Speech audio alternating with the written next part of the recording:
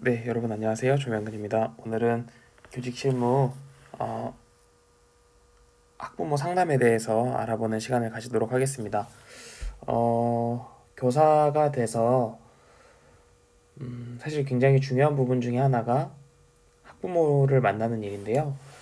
학부모를 만난다는 게 왜 중요하냐면 학생을 지도하는 것이 교사의 일이라면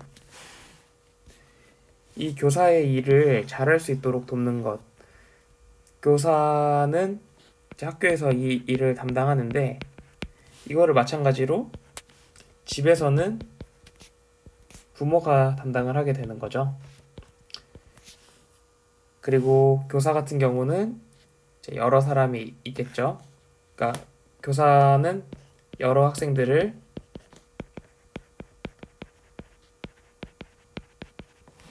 가르치지만 부모는 한 명의 자녀를 학교에 보내게 됩니다. 그래서 서로의 입장 차이가 있을 수 있죠. 부모님은 하나뿐인 자녀니까 더 이렇게 잘 돌봐줬으면 하는 마음이 있는 거고, 교사 같은 경우는 그런 식으로 돌봐줄 수는 없는 경우도 있겠죠. 예를 들면 뭐 우리 자녀의 이런 부분을 잘 봐주십시오 하는데 교사는 그렇지 않은 경우도 있고, 또 한 가지는 뭐냐면 교사에게는 평가할 수 있는 권한이 있죠.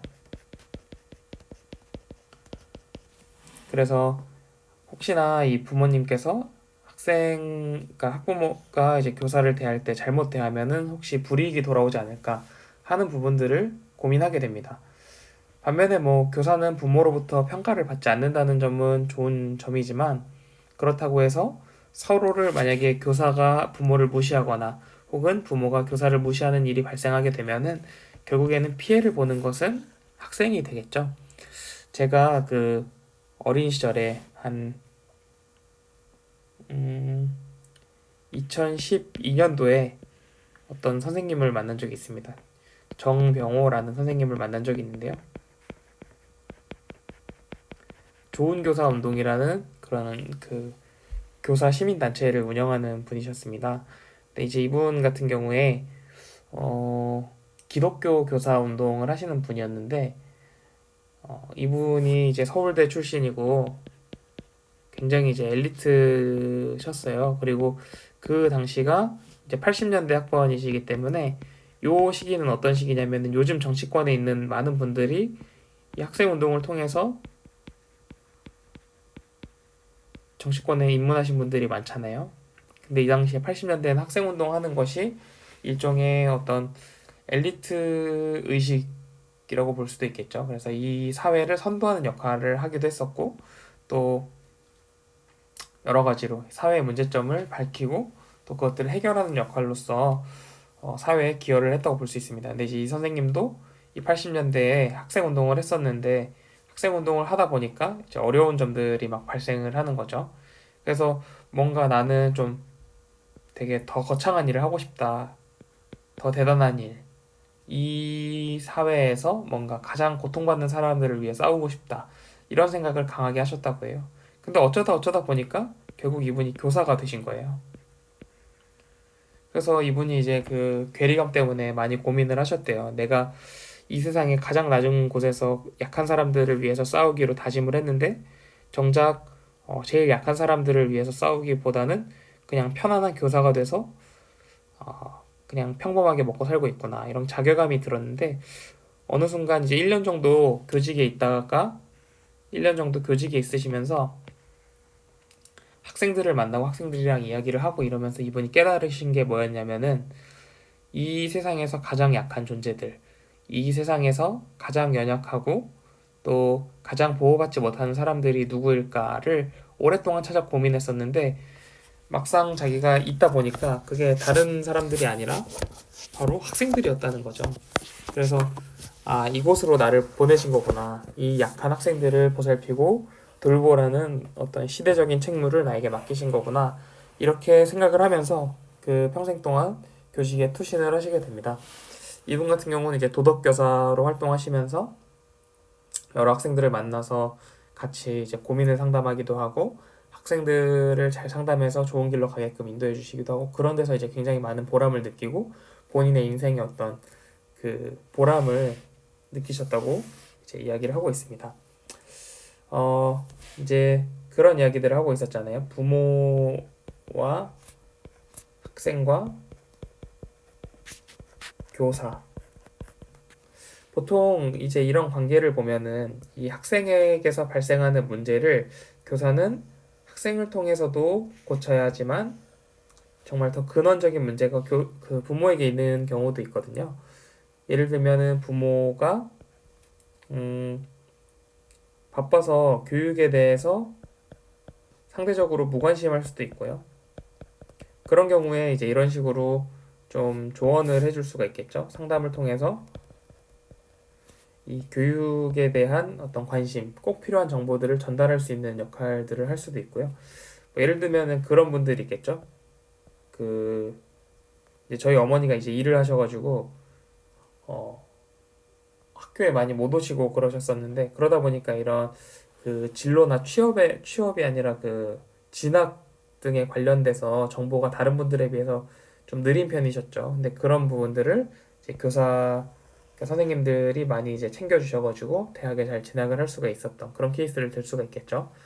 또 어떤 부모들은 교육에 무관심한 부모들도 있지만 교육에 지나친 관심을 가지고 있는 부모들도 있습니다. 이런 경우에도 이제 문제가 발생하게 되는데요. 어, 이런 경우에 학생에게 이제 지나친 부담을 가함으로써 학생의 어떤 그 정서나 이런 데 문제가 발생할 수 있습니다. 그래서 이런 경우에는 교사가 부모에게 상담을 통해서 그런 관심이 적절하지 않은 것이고 이런 것들을 알려줄 수도 있고요. 또한 아니면 이제 전문적인 상담으로 이제 인도해주는 방식도 있을 수가 있겠습니다. 실제로 뭐 이런 문제 중에 대표적인 게 여러분들 그 드라마 보셨나요? 몇 년 전에 했던 스카이캐슬이라는 그 드라마에 보면은 학습에 너무 목을 맨 나머지 이제 너무 통제적으로 부모가 행동하니까 그 도벽이 생기잖아요. 저는 이제 비평준화 고등학교 나왔는데 이 도벽을 가진 친구들을 저는 주변에서 실제로 좀 봤거든요. 그러니까 이 친구들이 뭐 집이 못 살고 집이 어려워서 물건을 훔치는 게 아니라 그냥 그 그냥 훔치는 거예요. 그러니까 훔쳐가지고 그거를 자기 집에다 그냥 보관해 놓고 실제로 이제 저희 그 반에서 이 A라는 친구가 이제 그렇게 하고 이 B라는 친구가 이 A의 집에 놀러 갔다가 이 훔친 물건들을 보게 되면서 이제 이런 사건들이 알려진 경우도 있는데 이 친구가 공부도 잘하고 부모님도 되게 이제 고위직 공무원이시고 그런 친구였는데도 불구하고 이런 일이 있어가지고 좀 파장이 있었던 적이 있습니다. 이런 그러니까 부모의 어떤 지나친 관심이나 이런 것들도 이제 문제가 될 수 있고요, 학생에 있어서. 또한 이제 그 부모 단에서 발생하는 문제가 있고 또 학생단에서 발생하는 문제가 있거든요. 학생단에서 발생할 수 있는 문제는 어떤 게 있냐면 예를 들어서 학습 결손이 일어난 경우가 있습니다. 뭐 부모가 잘 모르는 그러니까 실제로 뭐 이 학생이 뭐 국어는 국어, 영어 이런 건 잘하는데 수학을 잘 못한다던가 근데 이게 이제 어떤 사건에 의해서 발생했을 수 있는 확률이 있는 거죠. 그래서 이 수학에 대해서 특별히 흥미를 못 느끼는 어떤 계기라던가 이런 것들을 찾아서 부모를 통해서 보충학습을 하게끔 유도한다거나 아니면 이 친구가 국어나 수학을 굉장히 잘하는데 영어가 이 반에 있는 학급의 특수성상 굉장히 이제 뭐 외국에 다녀온 친구들도 많고 사전에 공부를 하고 온 친구들도 많아서 이 반에서의 학습을 따라가기 위해서 추가적으로 학습이 필요한 경우도 있겠죠. 그런 경우에 이제 교사가 그런 부분들을 부모에게 안내하는 역할들을 할 수도 있습니다. 또는 이제 이 반대급부의 경우도 있는데요. 학생이 너무 뛰어난 경우도 있습니다. 여러분 그 영재발굴단이나 이런 프로그램에 보면은 대부분 이제 자녀들이 굉장히 뛰어난 그런 경우들이 있는데 그런 친구들을 이제 교사가 잘 발굴해서 이 친구가 이런 부분에 있어서 굉장히 잘 자라날 새싹으로 보이니 이런 부분에 대한 교육을 지원해줬으면 좋겠다 하는 부분들을 부모를 통해서 이제 알려줄 수도 있고 그렇습니다. 그래서 상담이라는 것이 사실은 결국은 교사와 학부모의 의사소통 수단이 되는 거죠. 첫 번째로는 이제 의사소통 수단이면서 더 중요한 것은 단순히 의사소통 수단이 아니라 교육 지도의 역할을 한다는 거죠. 자녀가 어떤 방향으로 교육을 받아야 하는지, 또 자녀에게 필요한 교육은 무엇인지 이런 것들을 가르쳐주고 이쪽으로 나아갈 수 있게끔 도와줘야 한다는데 이제 상담의 어떤 역할이 있다고 볼 수 있습니다. 상담이 어떤 식으로 진행이 되냐면 상담을 이제 시작할 때는 먼저 이 상담에 대해서 알리겠죠. 일정을 조율하고 그 다음에 이제 상담을 하게 되는데 이 상담을 하는 보통은 이제 상담 주간을 정해서 학부모들을 면담을 하거나 학부모 한 사람 한 사람을 만나고 아니면은 학부모 회의 같은 걸 통해서 여기에 이제 참석해서 학부모님들을 만나고 여기서 이제 학급 전체에 대한 현안에 대해서 논의하기도 하고 그런 식으로 이제 진행을 하기도 합니다. 그리고 이제 실제로 1대1로 상담을 진행하게 되고 상담을 통해서 학생 개별적으로 어떤 진학이나 진로 이런 부분도 있지만 아니면 학습 태도나 학습 어떤 역량에 대해서도 진행을 할 수가 있겠습니다. 저 같은 경우도 저희 부모님이 아까 맞벌이를 하셨다고 말씀드렸잖아요.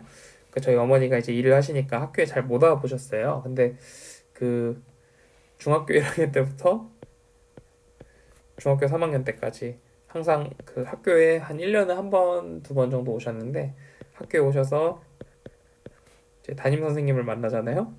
그럼 항상 듣는 말. 조명근 학생은 주의력 결핍,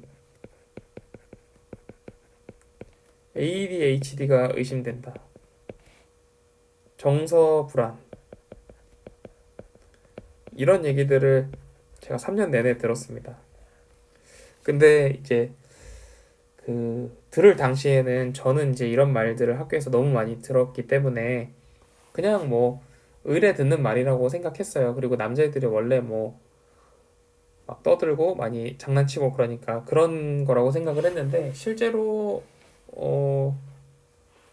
그런 얘기를 듣는 학생들이 그렇게 많지는 않더라고요. 그래서 제가 좀 문제가 있었구나 하는 것들을 돌이켜 생각해 보면 알 수가 있고 부모님도 사실은 이런 부분들을 조금 걱정을 하셨나 봐요. 그래서 저를 이제 학교에서도 안 하는 체벌 학원에 보내가지고 여기서 이제 공부 습관을 만들고 선생님이 막 때리고 애들 막 시험 잘 못 보면 때리고 그런 학원에 보내면서 저의 어떤 학습 스타일을 조금 바꾸시려고 노력을 했던 것 같습니다. 그래서 이렇게 상담을 일단 학생 개별로 진행을 하고 이 상담을 진행하고 난 다음에는 이제 상담을 잘 마무리하고 상담 후에 이 학생에게 실제로 필요한 것이 무엇인지 그리고 상담 후에 이제 어떤 식으로 이 학생이 나아가야 하는지 그런 부분들을 보여주는 역할을 또 활동을 한다고 볼 수 있습니다. 그리고 이제 저는 이 체벌 학원에 보냄으로써 이렇게 됐는데 이런 경우 말고 이런 경우는 이제 제가 재미를 위해서 그냥 드린 말씀이고 학교에서 하는 프로그램들도 있잖아요. 학교 프로그램들을 소개하거나 요거를 소개해가지고 학생들이 잘 교육받을 수 있게끔 하는 학교 프로그램하고의 연계 이런 것들로 이제 이어질 수가 있겠습니다. 사실 부모님들 입장에서는 학부모가 을이라고 생각하죠. 그리고 교사 입장에서는 너무 한 사람 한 사람을 다 잘 면담을 하고 싶지만 너무 많다는 생각이 또 들 수가 있습니다. 너무 많다. 학생이 너무 많아. 그래서 이 학생을 한 명 한 명 다 만나기가 학부모 한 명 한 명을 만나기가 어려워. 그리고 요즘에는 대부분 부모님들이 맞벌이 하시는 부모님들도 많기 때문에 그리고 편부 편모 가정 그리고 조손 가정 이런 가정들도 많기 때문에 실제로 이제 학교에 와서 그런 상담을 진행하는 것을 이제 어려워하시는 경우도 있으시죠. 시간을 내는 게 어려워서 그런 경우에는 전화 상담이라도 꼭 해서 부모님들의 어떤 사실 자녀가 학교에 다니는 거를 궁금해하지 않는 부모가 어디 있겠습니까? 부모 중에 자녀를 궁금해하지 않는 부모는 없거든요. 그래서 그런 것들을 어떻게 좀 그런 니즈들을 채워줄 수 있을지 그런 부분들을 이렇게 진행을 하실 수가 있겠습니다. 요즘 이제 시대가 발전해가지고 꼭 뭐 이제 그 대면 상담을 하기보다는 대면 상담도 있지만 대면 상담이 사실은 제일 좋죠. 그 부모하고의 어떤 교감을 형성하고 어, 좀 나아갈 방향이라던가 이런 부분들도 좀 더 진심을 담아서 전달할 수 있게 되고 그렇기 때문에 사실 대면에서 하는 게 제일 좋은데 대면이 불가능한 경우에는 온라인으로 하거나 뭐 이런 것들도 있을 수 있겠죠. 온라인으로 이제 그 흔히 요즘에 하는 영상 통화 같은 거 있잖아요. 줌이나 이런 거 활용해서 할 수도 있고 아니면 그냥 카카오톡으로 진행할 수도 있고요. 요즘 이제 학교에 보니까 네이버 밴드를 활용해가지고 거기서 학급에서 있었던 일들을 공유해주고 또 그 공유된 이런 것들을 통해서 또 부모님들이 학교가 어떻게 되고 있는지 또 우리 애가 어떤 교육을 받고 있는지를 조금 더 이제 알려주는 그런 식의 어떤 일들을 할 수가 있습니다. 그래서 이런 프로세스로 진행이 된다 하는 것들을 이제 말씀을 드렸고요. 다음으로 학부모 상담 요령에 대해서 한번 알아보도록 하겠습니다. 학부모를 상담할 때는 제가 이제 앞서서 말씀드렸던 것처럼 그 부모, 학생, 교사 이렇게 있겠죠. 요 관계에서 사실은 교사는 한 명인데 학생은 학생 1, 부모 1, 학생 2, 부모 2, 학생 3, 부모 3 쭉 해가지고 여기 막 30명씩 있단 말이죠. 이런 경우에 이렇게 많은 학생들이 전부 이제 교사에게 연결이 되어 있다 보니까 교사는 이 30명 중에 한 명으로 이 학생을 생각할 수 있을지 모르지만 이 부모에게 있어서는 내 자식 한 명, 내 자식 하나, 열 손가락 깨물어서 안 아플 손가락이 없는 그런 부모, 아니, 그런 자녀로서의 학생 이걸 생각하게 된다는 거죠. 그렇기 때문에 부모님은 교사에게 있어서 이 학생에게 그 관심하고 사랑을 보여주기를 원하고 있습니다. 그래서 뭐 당연한 얘기죠. 부모가 학생을 사랑하고 학생에게 관심이 많은 건 당연한 거고, 근데 이렇게 관심이 많은 만큼 나도 관심이 많은데 만약에 교사가 잘 모르면 얼마나 속상하겠어요. 그래서 교사는 학생 한 명 한 명에 대한 관심을 가지고 사랑의 마음으로 학생을 대하고 그래서 이렇게 부모랑 이런 적절한 교감을 형성해야지만 된다 하는 부분들을 제 말씀을 드리겠습니다. 사실은 이제 교사라는 직업이 받는 급여 이런 것들을 생각하면은 그렇게 많지는 않거든요. 급여 수준이 사실은 일반 기업에 비해서도 조금 뭐 적은 편이고 그리고 이분들의 교육 수준을 보면 상대적으로 굉장히 높은 편이고 그런 면에서 이게 이제 참 그럼에도 열정적으로 봉사하고 헌신해야 되고 이런 면에서 사실 교직은 사실 성직과도 굉장히 밀접하다. 이게 이제 제가 내린 결론입니다. 그래서 교사로서의 삶을 산다는 거, 가르치는 사람으로서의 삶을 산다는 것은 결국은 성직자의 삶을 사는 거하고도 같다. 여러분 혹시 이런 부분에 관심이 있으시면은 그 이홍우 교수님이라는 쓰신 교육의 목적과 난점이라는 책이 있습니다. 제가 이제 대학생 때 되게 재밌게 읽었던 책인데요. 사실 이제 읽는데 뭐 내용이 조금 처음엔 잘 안 읽힐 수 있는데 읽다 보면은 굉장히 이분이 교육 철학자신데 교육이란 어떤 것이고 그러니까 그 교육에 가지고 있는 되게 심오한 의미들 교육이라는 것이 얼마나 신성한 것이고 또 그러니까 그 모르는 것을 알아간다는 그 깨달음이 주는 희열 그리고 그것을 학생에게 맛보게 해주는 역할로서의 교사 그런 부분들을 이제 이야기하시는데 굉장히 저도 감명 깊게 읽었거든요. 그래서 여러분들도 혹시 시간이 되시면 한번 읽어보시면 좋겠습니다. 그만큼 이제 우리가 제일 첫 시간에 얘기했던 것처럼 학생 한 명 한 명은 결국은 씨앗의 역할을 하는데 이 어떤 씨가 좋은 씨앗이고 어떤 씨앗이 나쁜 씨앗인지 혹은 이 씨앗이 이게 씨앗 모양만 보고도 너는 뭐 어떤 나무가 될 상이다. 뭐 이런 것들을 맞추기가 사실 쉽지 않잖아요. 그래서 이 지금은 이제 볼품없는 씨앗일지라도 이것이 잘 자라나면 비옥한 토양에서 잘 자라면 좋은 나무가 되고 좋은 열매를 맺을 수 있는 것처럼 이 학생의 한 명 한 명이 잠재력을 가진 존재들이라는 것을 인식을 해야지만 이런 게 이제 가능해지겠죠. 사실 여러분들 제가 이제 말은 이렇게 하지만 학교에 가보면은 포기하고 싶은 학생들이 얼마나 많습니까? 또 저도 이제 교생 실습을 해봤고, 저도 이제 대학에서 학생들을 가르치면서 여러 학생들을 만나는데, 어, 정말 이 친구가 사회에 나가서 제대로 구실을 할 수 있을까? 혹은 이렇게 무례하게 대하는 학생들이 과연 집에서 어떤 교육을 받았을까? 그냥 포기하면 좋지 않을까 하는 생각이 드는 경우도 물론 있죠. 근데 그럼에도 불구하고 이것이 이제 어떤 사명이라는 생각을 가지고 좀 해야 할 필요성이 있지 않나 그런 생각을 해봅니다. 그리고 이제 두 번째로는 학부모의 말을 경청해야 되는데요.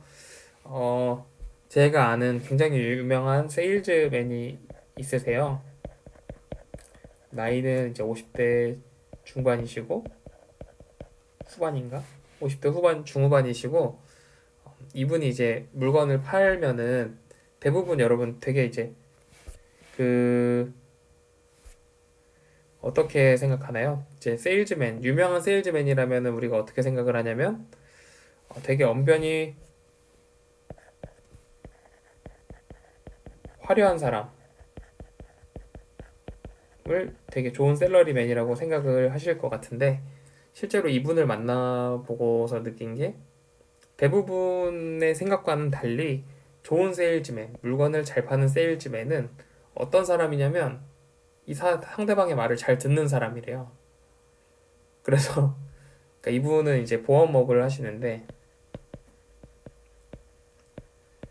뭐 연봉이 뭐 수억 원이죠. 수억의 연봉을 받으시는 분인데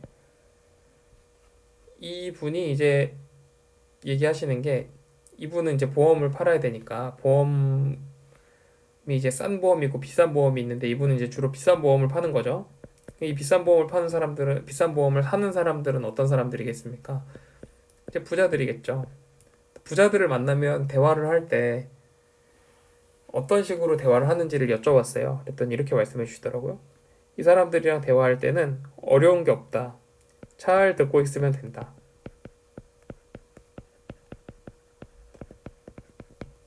그냥 잘 듣고 있으면 된대요. 그래서 아니 그게 무슨 말이지? 그럼 상품 설명은 언제 하나요? 이렇게 여쭤봤더니 아 그거는 이제 나중에 한참 나중에 이분 얘기가 다 끝나면 그때 설명하면 되고 일단은 잘 아주 오랫동안 잘 듣고 있고 이 사람 말을 경청하고 아 이 사람 의견은 이렇구나 이거를 굉장히 성실하게 잘 듣고 있어야 된다는 거죠. 그러면 대부분의 반응이 어떻냐면은 한 1시간 정도 이야기하면은 부자가 45분 동안 이야기를 한대요. 고객이 45분 동안 이야기를 혼자 한대요. 그러면 이 세일즈맨 같은 경우에는 그냥 듣고 있었던 거죠. 45분 동안. 1시간을 만난다고 했을 때 45분 이 사람 이야기하고 이분은 이제 15분의 시간만 남았어요. 근데 이 15분 남은 시간 동안에 이 고객이 이렇게 얘기한대요. 우리가 정말 말이 잘 통하네요. 이렇게 얘기한대요. 사실 이 사람은 한 말이 없는데 이 사람 자기 혼자 계속 말해놓고 45분 동안 혼자 말해놓고 우리 말이 정말 잘 통하네요. 이렇게 딱 말하면서 사장님이랑 거래하고 싶어요. 이렇게 딱 바로 얘기를 하신다는 거죠. 그게 이제 무슨 말이냐면은 우리가 흔히 생각할 때 상대방을 납득시키는 것은 화려한 언변이라고 생각하지만 이런 화려한 언변이 상대를 설득하는 게 아니라 오히려 어, 상대방의 말에 동의하고 상대방 말을 수긍하는 거. 거기서 이 상대방의 마음을 열고 좀 새로운 어떤 걸음을 걸을 수 있게 해준다는 거죠. 그 다음에 이제 학부모랑 라포를 형성해야 되는데요. 이 라포라는 게 뭐냐면은 유대감이라고 번역을 할 수가 있겠죠. 그래서 이 상담에 있어서는 라포 형성이 제일 중요하고 또 상담을 전공한 학생들이 저보다 더 잘 알 수도 있겠죠. 이 라포라는 거를 형성하려면 여러분 처음에 학교에 가면은 3월 2일 날 딱 학교에 갔어요. 그러면 교사가 바로 딱 학생을 만났을 때 만나자마자 바로 수업을 진행하네요. 수업 딱 진행해. 그래서 뭐 내용만 쭉 전달하고 이런 식으로 하나요? 그런 게 아니라 교사가 먼저 자기소개도 하고 내 이름은 뭐고 어떤 걸 가르치고 내 수업 시간에는 이런 부분들을 주의해 줬으면 좋겠고 이런 것들을 이야기하고 난 다음에 학생들도 자기소개를 하죠. 저는 누구고 취미는 뭐고 뭐 어떤 것들을 좋아하고 누구랑 친하게 지내고 있습니다. 이런 것들을 얘기하면 이런 이제 서로에 대한 어떤 그 관계가 형성되면서 서로 이런 교감이 생기고 라포가 형성이 되게 되는 거죠. 이게 이제 뭐 학부모랑 근데 단시간에 라포를 형성해야 되잖아요. 단시간에. 왜냐면 상담할 수 있는 시간이 뭐 그렇게 아주 많은 것이 아니기 때문에 짧은 시간 동안에 라포를 형성해야 되는데 라포를 형성하는 데 있어서 학부모랑 라포를 형성하는 데 있어서 제일 중요한 거는 제일 쉬운 방법은 학생에 대한 이야기를 하는 거죠. 학생이 학교에서 했던 잘했던 일 아니면 학생의 어떤 장점 학생의 어떤 선행 학생의 어떤 태도 그런 부분들을 딱 찍어서 칭찬을 하고 그런 부분들을 이야기하거나 아니면은 뭐 부모님이 옷을 뭐 어떻게 입고 오셨어 그러면은 뭐 이렇게 그 옷도 스타일마다 다르잖아요. 어떤 분은 되게 차가운 정장 스타일 입으시는 분들도 있고 또 어떤 분은 되게 이제 화려하게 입으시는 분도 있고 수수하게 입으시는 분도 있고 뭐 화사하게 입으시는 분도 있고 그럼 그런 옷차림을 칭찬한다던가 그렇게 함으로써 그런 라포를 형성할 수도 있고요. 아니면은 뭐 요즘 유행하는 그 드라마나 아니면 뭐 음악이나 그런 부분들을 들어서 이제 이야기를 할 수도 있고요. 학기 초에 이 학부모의 어떤 성향이나 학부모의 그런 부분들도 우리가 교사가 되면은 그 학급 조사지 같은 걸 통해서 받잖아요. 그래서 그거 받으면은 그걸 통해서 미리 학부모에 대한 정보를 어느 정도 가지고 뭐 학부모가 뭐 어떤 예를 들어서 뭐 음악을 전공하고 있어. 그러면은 내가 그거에 대해서 모르는 거를 물어보고 이런 거를 하는 거죠. 그러니까 이 사람이라는 존재는 기본적으로 도움을 주고 싶어 하는 존재라고 저는 생각을 하거든요. 그래서 단순히 일방적으로 나는 교사니까 갑이고 부모는 그, 그 부모니까 을이고 이런 관계가 형성이 되는 것이 아니라 그 서로 이제 부모도 뭔가 교사에게 기여해 줄 수 있는 것이 있는 것처럼 느끼게 해주는 게 사실 되게 중요하다는 거죠. 그래서 학부모의 어떤 그런 부분들을 이제 궁금한 점을 물어본다든지 이런 식으로 진행을 할 수가 있겠습니다.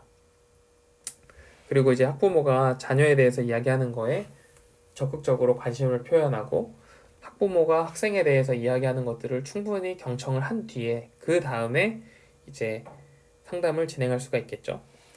그리고 이제 이거는 책에 나오는 그 설명인데 극적으로 설명해라 라는 말이 있습니다.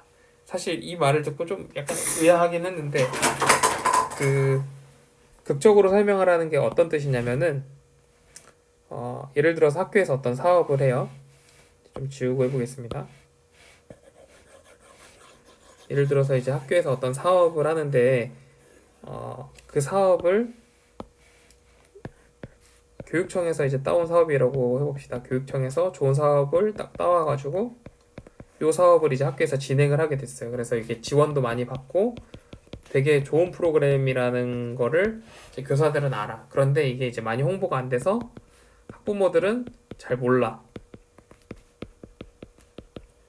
이런 상태에서 어떻게 할 것인가 라고 했을 때 그 잘 모르는 학부모들 이 학부모들을 설득할 때 이걸 이제 극적으로 설명하라는 거죠. 이게 얼마나 중요한 사업이고 좋은 사업인지 이게 뭐 예를 들어서 뭐 A라는 사업을 나왔으면 어머님 이 A라는 사업을 우리 시 안에 있는 100개 학교가 지원을 했는데 전국에서 100개 학교가 지원을 했는데 우리 학교가 유일하게 이거에 이제 당선이 됐습니다. 요 사업을 따냈습니다. 그래서 이런 사업을 진행하게 되어서 이게 너무너무 좋은 사업이니까 자녀들을 꼭 참여할 수 있게 도와주십시오. 이게 나라에서도 굉장히 밀고 있는 나라에서도 굉장히 강조하고 있는 그런 사업입니다. 이거를 이제 적극적으로 설명하라는 거죠.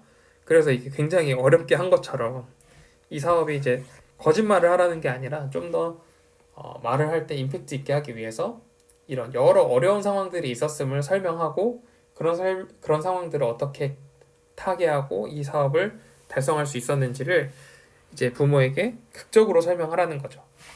다음으로는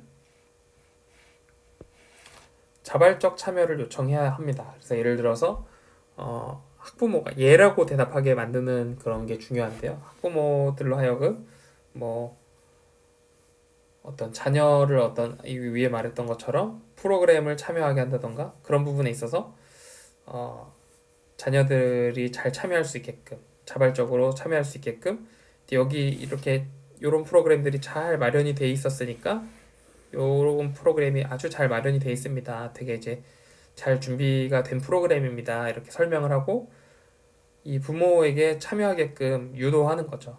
그래서 적극적으로 또 자발적으로 참여할 수 있게끔 어떤 식으로 유도를 하냐면 어머님 이 프로그램에 꼭 참여했으면 좋겠는데 어, 여기서 그 신청서를 쓰셔도 좋습니다. 이런 식으로 안내를 하는 거죠. 그러면 부모님 입장에서는 교사가 계속 좋다고 하고 사실 이 학교에다가 어떤 컨택을 할 수 있는 포인트는 사실은 부모 입장에서는 교사밖에 없거든요. 그래서 교사는 사실 굉장히 중요한 역할을 하는 거잖아요. 그래서 그 요런 역할을 하니까 그래서 그 참여를 요청해가지고 우리 학교에 이런 좋은 사업이 있으니 신청서를 쓰고 가시면 어떻겠습니까? 이렇게 설명을 하고 그리고 만약에 집에 가서 마음이 바뀌시면은 저희가 바로 즉시 취소를 해드리겠습니다. 이렇게 말씀을 드리면서 진행을 할 수가 있겠죠. 그런 부분들도 있습니다. 여기서 이제 되게 중요한 부분이 있는데 A라는 부모가 A 자녀에게 대해서 한 말을 절대 다른 B 학부모에게 말해서는 안 됩니다. 그리고 다른 C라는 학생이 있었던 일을 A 부모한테 말을 해도 안 되겠죠. 또한 당연히 이 B라는 부모가 했던 말을 A 부모한테 전해서도 안 됩니다. 그래서 서로 이런 부분들, 비밀을 반드시 철저하게 지키는 것이 굉장히 중요하고 원칙적으로도 굉장히 중요하다 하는 것들을 말씀드리고요. 그 다음에 이제 교사들이 주의해야 할 점이 다른 선생님에 대해서 이야기하는 거를 굉장히 주의를 해야 됩니다. 예를 들어서 여러분들이 만약에 제가 이제 교사가 됐다고 생각을 해볼게요. 조명근이라는 교사가 있고 장혜정이라는 교사가 있어요. 제 아내 이름입니다. 이런 교사가 있다 쳤을 때 이 장혜정 선생이 학부모를 상담하면서 이제 A 학부모가 조명근이라는 교사에 대해서 물어봤어요.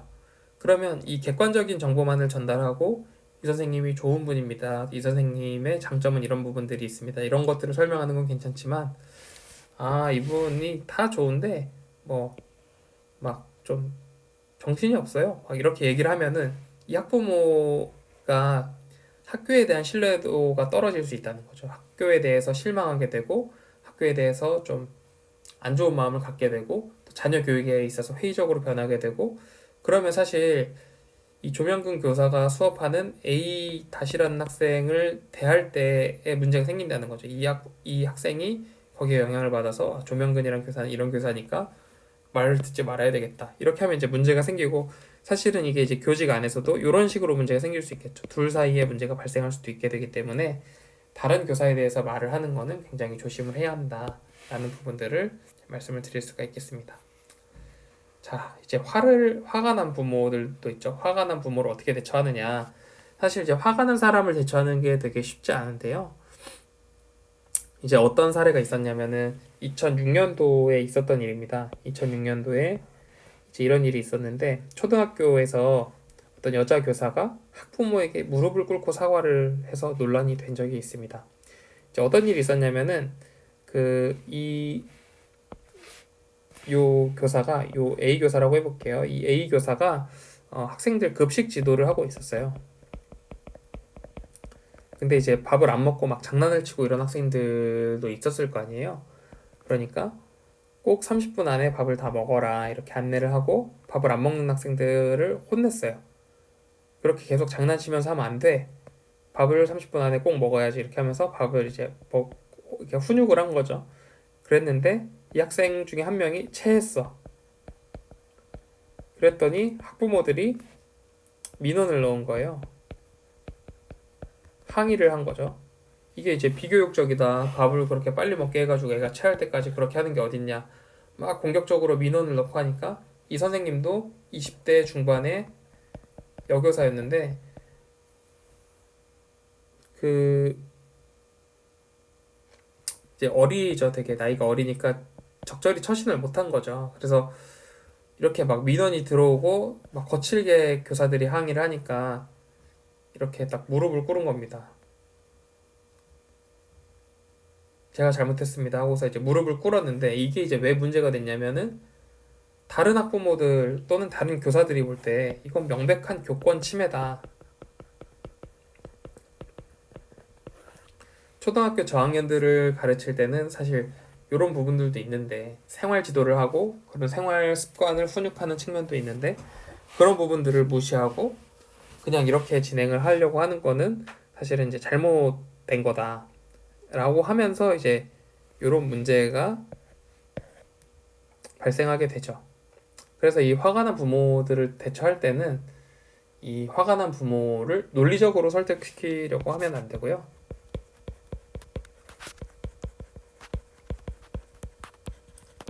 일단은 첫 번째로는 경청 잘 듣고 그런 부분들이 불만이 있으셨구나 하는 것들을 이제 알고 이해하고 좀 설명을 듣는 것이 필요합니다. 그리고 그 다음에 이 학부모가 한참을 화를 내게 하고 난 다음에 충분히 화를 내고 나면은 기본적으로 인간은 카타르시스를 경험하게 되는데요. 카타르시스라는 게 뭐냐면 이 방출의 쾌감이잖아요. 그러니까 화를 낼 때 여러분 막 속이 시원해지는 그런 기분을 느끼시는 그런 카타르시스를 느끼고 난 다음에 부모에게 찾아오는 감정은 어떤 거냐면은 미안한 마음이 드는 것이 일반적입니다. 그래서 이게 이제 이렇게까지 화낼 일이었나 이거를 이제 생각하게 되죠. 그리고 아까 말씀드렸듯이 부모와 교사의 어떤 특수적인 관계를 생각한다면은 다시 한 번 더 이제 더 이런 느낌이 들고 미안하고 죄송한 마음이 들게 되는 거죠. 그러면 이제 화가 누그러지면서 좀 논리적인 이야기들이 가능해지게 되는 거죠. 그래서 섣부르게 막 그 논리적으로 이거를 화난 부모를 딱 대처하는 거는 좋지 않은 선택이라는 것들을 다시 한번 말씀을 드릴 수가 있고요. 요 치킨은 이제 제가 왜 가지고 왔냐면은 제 친구가 치킨집을 하는 친구가 있어요. 저랑 이제 아주 친한 친구인데 이 친구가 원래 그 공연 기획을 하는 친구인데 공연 기획이라는 게 그 해당 공연을 따오면은 장사가 잘 되고 못 따오면은 장사가 안 되고 막 이렇게 그 버는 돈이 이렇게 편차가 있다 보니까 이런 부분들을 타개하기 위해서 그 치킨집을 연 거예요. 프라닭이라는 치킨집을 이제 열어가지고 장사를 하는데 그 장사를 하다 보니까 이런 진상 고객들, 화난 고객들이 있다는 거죠. 진상 고객은 아니고 이제 이 경우에는 그 배달이 늦게 간 경우가 있었대요. 근데 이제 이거를 굉장히 화를 내면서 그 어떤 손님이 굉장히 화를 내면서 컴플레인을 되게 세게 걸었다고 합니다. 근데 이제 이 친구가 행사장에서도 그 무슨 시나 이런 데서 하는 행사 같은 거 보면은 담당자가 얼마나 막 갑질도 하고 막 화를 내고 이런 경우도 얼마나 많겠습니까? 근데 이런 것들을 이제 다 겪어본 친구이기 때문에 손님이 막 화를 내는데 정말 죄송하다. 그런 부분들을 저희가 이해하고 있고 정말 송구스럽게 생각하고 다시는 이제 그러지 않도록 노력하겠다. 그리고 이제 그 치킨 쿠폰을 하나 더 보내준 거예요. 그래서 여기서 이제 드시고 가라고 다음에 한 번 더 시키시면 그때 이제 무료로 먹을 수 있는 쿠폰 같은 것도 드리고 이런 식으로 이제 손님 그 컴플레인을 대응한 거죠. 그랬더니 이 손님이 그다음부터 거의 일주일에 한 번씩 매장에 찾아오신대요. 매장에 찾아와서 항상 올 때마다 그냥 오는 게 아니라 무슨 뭐 과자 같은 것도 사오고 막 그 신라 호텔에서 파는 무슨 과자 그런 것도 사다 주고 뭐 이런 과자뿐만 아니라 뭐 먹을 거 항상 사다 주시고 그리고 뭐 그 더스트백 같은 게 이제 나가는데 그런 것도 다 모아서 나는 이거 안 쓰니까 한 번 더 쓰셔도 좋을 것 같다 깨끗하게 쓰고 이제 돌려주시고 포장할 때 이렇게 그 백에다 넣어서 드리는데 그 더스트백을 이제 잘 모아다가 다시 갖다 줘서 재활용할 수 있게끔 이렇게 해주시는 등 이제 굉장히 좋게 이제 바뀐 케이스가 있는 거죠. 그러니까 부모랑 교사와의 관계도 마찬가지로 이런 식으로 문제가 해결될 수 있다는 것들을 알려드리는 차원에서 제가 요것들을 한번 말씀을 드렸습니다. 또 이제 이런 경우가 있는데요. 부모들 중에 비협조적으로 굉장히 이제 그런 부모들도 있고 또 빠른 변화를 원하는 부모들이 있어요. 예를 들면은 이제 이런 연구 결과가 있거든요. 어린아이 뭐 예를 들어서 7세 아동이 있는데 한글을 배운다고 생각을 해봅시다. 한글을. 근데 이제 계획된 교육 프로그램으로 공부를 한 애랑 그냥 순전히 자기 흥미로 공부를 한 애랑 어떤 차이를 보일까 하는 것들을 이제 분석을 해봤는데 이 친구들을 파란색, 이 친구들을 빨간색으로 해볼게요. 계획된 교육을 한 친구들이 훨씬 이렇게 잘 나간대요. 그리고 흥미로 시작해가지고 그냥 자기가 재미있어가지고 책을 한 번씩 들춰보고 이랬던 친구들 같은 경우는 시작에서 이제 매우 더디게 출발한다고 합니다. 이렇게 출발하고 그러다가 갑자기 역전을 해버린대요. 그래서 이런 연구 결과를 보면은 사실은 교육이라는 것이 꼭 반드시 계획적으로 아주 순서대로 이루어져야만 체계적으로 이제 여기서 차이가 많이 나니까 학부모들은 이 차이를 견디지 못해 한다는 거죠. 근데 이렇게 빨리 변하게만 원하는 부모들이 있어서 제대로 된 교육 효과를 못 내는 경우도 발생하기 때문에 그런 경우에는 이런 것들을 설명해 주면서 교육이라는 것이 차근차근 진행이 되어야 되고 어느 한 부분도 빠지게 되면은 학생들이 결손이 발생해서 안 좋게 된다 하는 것들을 말씀드릴 수가 있겠죠.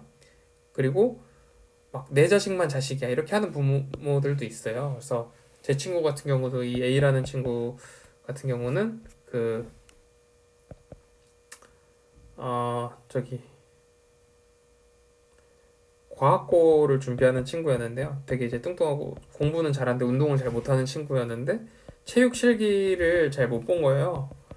그랬더니 이제 이 부모가 학교에 전화를 해가지고 왜 우리 아이한테 불리한 이런 실기 시험을 봐가지고 우리 아이한테 불리하게 했느냐 이거는 학교의 책임이다 막 이런 식으로 따졌던 경우도 있습니다. 사실 이게 이제 부모님이 잘못한 거죠 명백하게. 그래서 체육 실기를 자기 자식에게 맞는 실기를 선택해서 보게 하는 거는 불가능하죠. 그런 식으로 교육을 할 수는 없죠. 모든 학생들이 평등하고 모든 학생들이 이제 교육을 받는 거니까요. 그런 이제 무리한 것을 요구하고 또 자기 자식만 우선하는 이런 부모들에 대해서는 그럴 수 없는 환경임을 잘 설명을 해드려야 되는 거죠. 그리고 자녀에 대한 객관적 판단이 부족한 부모들도 있습니다. 이런 부모들 같은 경우에는 이제 제가 본 케이스는 어떤 케이스냐면 자녀가 언어가 4등급이야. 수리는 2등급, 외국어는 뭐 3등급 이런 친구인데 자녀를 의대에 보내겠다는 거예요. 그 의대에 못 갈 수가 있잖아요. 못 갈 확률이 높잖아요. 다 1등급이어도 어려운 판국에. 그래서 이제 이거를 상담해 주시는데 이성적으로 이제 의대에 보내는 건 어렵습니다, 어머니 이렇게 설명을 했더니 이 어머니 뭐라고 대답하시냐면 아니 국어에서 4개 틀리고 수학에서 2개 틀리고 외국어에서 3개 틀렸는데 이 정도면은 서울대 갈 수 있는 성적이다 이렇게 얘기를 하시더래요. 그래서 그게 아니라 이거는 이제 점수에 의해서 이렇게 되는 건데 이 정도면 사실 되게 많이 틀린 점수대다 이렇게 이제 얘기를 해도 학부모가 막무가내로 아니다 네가 뭘 아냐 막 이런 식으로 따지면서 제대로 된 교육이 불가하게끔 이렇게 하는 부모들도 있었는데 이런 경우에도 객관적인 데이터들을 보여주면서 점수가 이 정도가 되면은 이런 등급이 나오고 그렇기 때문에 이 등급에서 지금 갈 수 있는 학교들은 이런 학교들이 있고 이런 것들을 이제 설명해주는 그런 이제 차근차근 설명을 해주는 거죠. 다른 학생들 더 잘하는 학생들은 어떤 학생들이 있는지 혹은 예년에 의대를 갔던 학생들은 어떤 학생들인지 이런 것들을 보여주면서 이제 객관적으로 판단할 수 있게끔 도와주는 역할을 교사가 할 수 있겠습니다. 또 이제 책임을 부모가 이제 다 교사에게만 전가시키는 부모들도 있는데요. 이런 경우에 부모가 한다고 해서 자기의 도덕적 책임감 때문에 그냥 죄송합니다 이렇게 하면은 진짜로 교사 잘못이 되는 거잖아요. 그렇기 때문에 부모님 그 부분은 지금 생각하시는 거랑 다르고 이런 쪽으로 이렇게 진행이 되어야 맞는 것입니다. 이렇게 안내를 잘 해줄 필요가 있다 하는 것들을 또 말씀을 드릴 수가 있습니다. 그리고 이 지적 프로그램을 과도하게 요구하는 부모들이 있는데 아까 말씀드렸던 이런 그래프들을 소개하면서 지금 말씀하시는 것처럼 더 많은 프로그램들을 할 수도 있지만 사실 그게 학생에게는 스트레스가 되고 결국에는 멀리 보면은 이게 결코 도움이 되는 행동이 아닙니다. 이런 것들을 안내해 줄 수도 있겠죠. 또 이제 부모가 거절이 필요한 경우도 있어요. 예를 들면은 자기 자녀 점수를 잘 봐달라고 하면서 향응을 제공한다던가 뭐 이 촌지를 제공한다던가 옛날에는 그런 경우가 많았겠죠. 한 반에 70명이야. 그러면은 교사 한 명이 이 70명을 감당할 수가 있겠습니까? 없겠습니까? 그러니까 잘하는 애 몇 명만 보이는 거예요. 몇 명만 다 뽑아가지고. 그럼 이 몇 명을 어떻게 뽑을까요? 이 70명 중에 집이 좀 잘 사는 애들이 뭐 싸가지고 와. 선물 꾸러미를 싸가지고 와. 그러면은 이 선물 딱 받고 아니면 촌지로 이거 뭐 점심 식사나 하세요 하면서 돈 막 10만 원씩 주고 그러면은 그 수입이 짭짤하니까 이거 받고서 애들 잘해주고 그러면은 사실 이렇게 하면은 요 학생들 빼고 나머지 학생들은 전부 소외를 받는 그런 케이스잖아요. 그래서 이러면 안 된다. 이런 경우에 부모가 지금 뭐 물론 이게 법적으로 다 못 받게 돼 있습니다만은 그 이렇게 뭐 향을 제공한다든지 아니면 부정하게 어떤 행동을 요구한다든지 아니면 너무 무리한 요구를 한다든지 아니면은 너무 비도덕적인 요구를 한다든지 그런 경우에는 아니면 다른 학생들에게 피해가 가는 경우 그런 경우에는 어떻게 거절해야 하냐면 당당하게 거절을 하시되 친절하게 해야 됩니다. 그래서 이게 이제 그 사람 자체가 거절당한 게 아니라 이 의견이 잘못된 의견임을 그 의견에 대한 거절임을 충분히 이제 납득할 수 있게끔 잘 설명을 하는 게 필요하다는 거죠.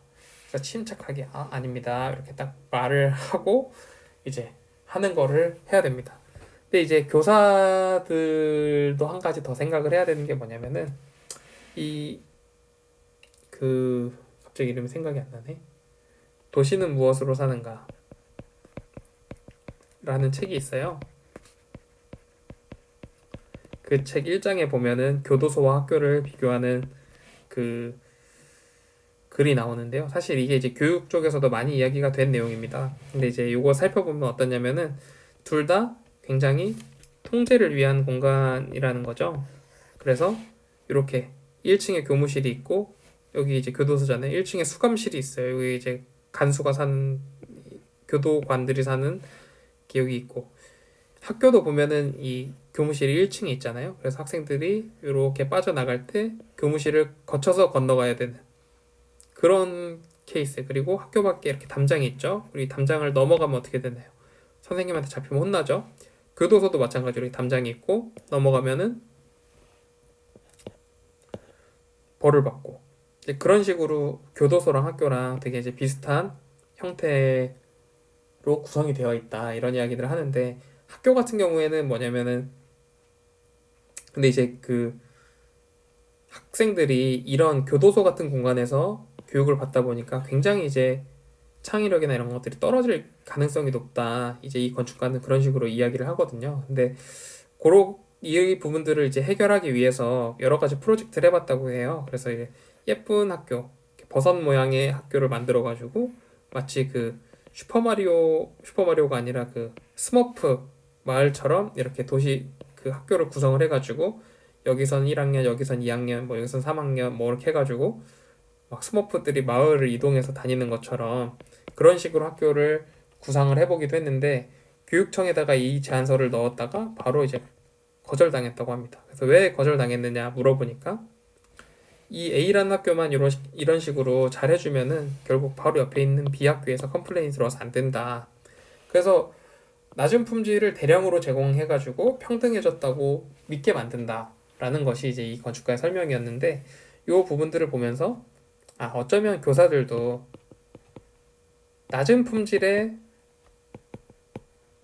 어떤 상담을 제공하면서 낮은 품질의 상담을 제공해서 사람들로 하여금 되게 이제 힘들게 만들 수가 있다는 거죠. 낮은 품질의 상담을 제공함으로써 나는 잘하는 애도 대충 하고 못하는 애도 대충 해.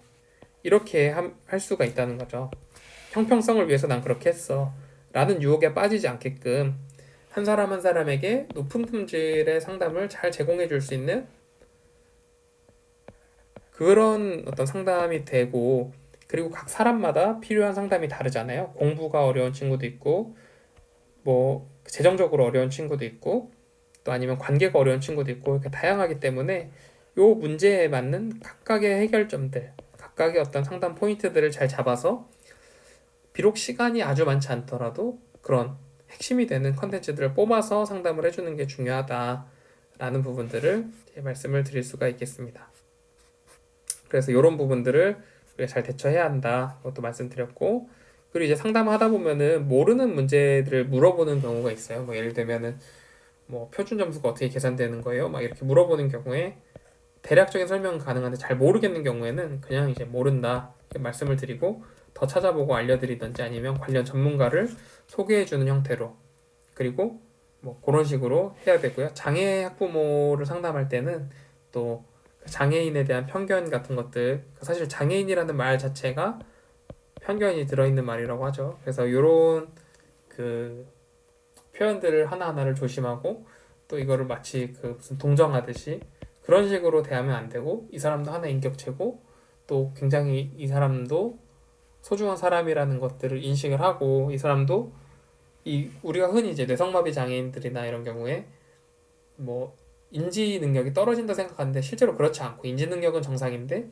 몸이 움직이는 속도나 이런 것들이 느린 부분이거든요. 그래서 그런 부분들을 주의하면서 상담을 해야 된다. 그래서 그런 지식들, 전문적인 지식들이 필요하다는 거죠.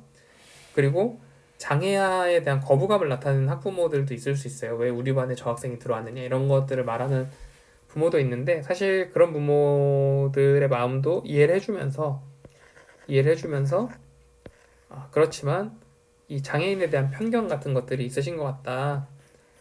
그런 편견에서 좀 그 편견을 벗어날 수 있게끔 어떤 이 학생의 만약 장점이 있다면 그런 부분들도 소개해주고, 아니면 이 거부감을 나타내는 학부모들에게 통합교육이라는 것들이 있거든요. 그래서 장애 학생을 같은 반에서 교육시키는 것이 교육적으로 더 효과적이고 실제로 학업 능력의 개선에도 더 도움이 된다고 해요. 그래서 그런 부분들을 이제 말씀을 드리면서 오히려 이게 자녀에게 더 도움이 되고 우리가 넓은 세상을 살아가는 데 있어서 도움이 된다 하는 그런 부분들을 이제 말씀을 드릴 수가 있고요.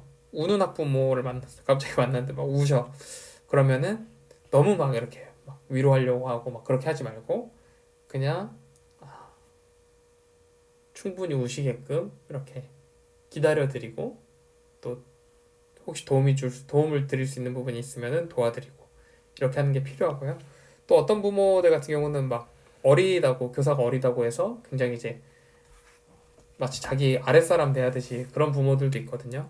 그런 사람들을 만났을 때는 당황하지 않고, 지금 이렇게 말씀하시는 거는 사실은 굉장히 안 좋은 태도입니다. 이것들을 정확하게 안내를 하는 게 필요하다는 거죠. 그 인생의 12가지 법칙이라는 책에 보면은 인간의 유전자 중에, 그 바닷가재의 유전자 중에 그런 게 있대요. 자기를 공격하는 사람에 대해서 대항할 때, 딱 싸우는, 그러니까 그 자기의 어떤 불만감을 딱 표현할 때 나오는 그 승리의 호르몬, 그런 것들이 있다고 합니다. 그래서 그런 승리 호르몬이 나오게 해야 된다는 거예요. 승리 호르몬. 그래서 이 학부모가 있고 교사가 있고 이렇게 막 아랫사람 대하듯이 해요. 근데 만약에 여기서 계속 가만히 있으면은 이 학부모는 이게 당연하다고 생각하고 이렇게 하는 거에 대해서 아무 거리낌이 없습니다. 근데 여기서 교사가 딱 말하고 그 행동을 제지하면은 내가 이렇게 하면은 사실은 안 되는 거구나. 이런 것들 인식하고 좀 조심하게 되는 거죠. 그래서 이런 부분들이 있다. 사실 이제 상담이라는 것이 워낙 상황이 다양하고 하다 보니까 그때그때 임기응변해야 하는 것들도 많지만 원칙적으로 반드시 지켜야 하는 것들이 있다 하는 것들을 말씀드리고요. 사실 이제 이 모든 거에 앞서서 제일 중요한 거는 그 교사의 어떤 관심이다. 교사의 자녀에 대한 관심, 교사의 학생에 대한 관심, 그리고 그걸 토대로 부모와의 교감, 그런 걸 통해서 학생이 더 나아지는 방향으로 가게끔 하는 거.